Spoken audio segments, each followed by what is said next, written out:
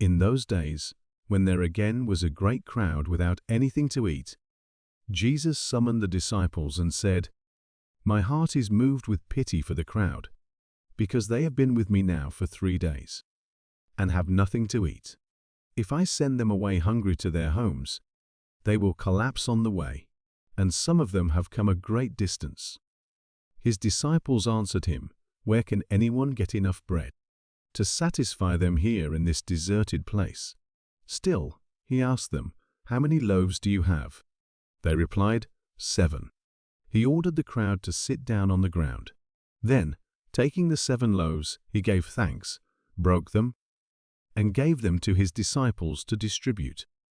And they distributed them to the crowd. They also had a few fish. He said the blessing over them, and ordered them distributed also. They ate and were satisfied.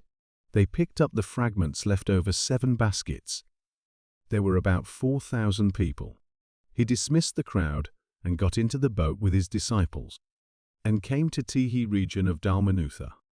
In these verses, we find Jesus surrounded by a large crowd, people who have been with him for 3 days, lacking food.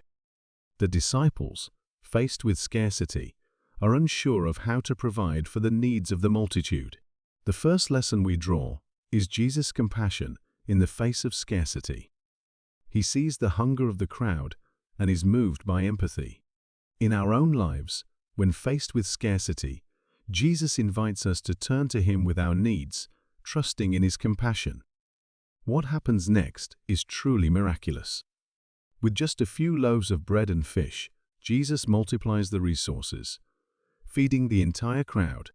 This act symbolizes the abundance that flows from trusting God, even when faced with apparent scarcity. The disciples' participation in distributing the multiplied food is significant. It's a reminder that our faith is not passive, it requires action. Jesus invites us to trust in his provision and actively participate in the miracles he wants to perform in our lives. So, how can we apply these lessons? In times of scarcity, let us turn to Jesus with trust and confidence, knowing that his compassion is boundless. As we act in faith, we may witness abundance emerging from what seems like insufficiency.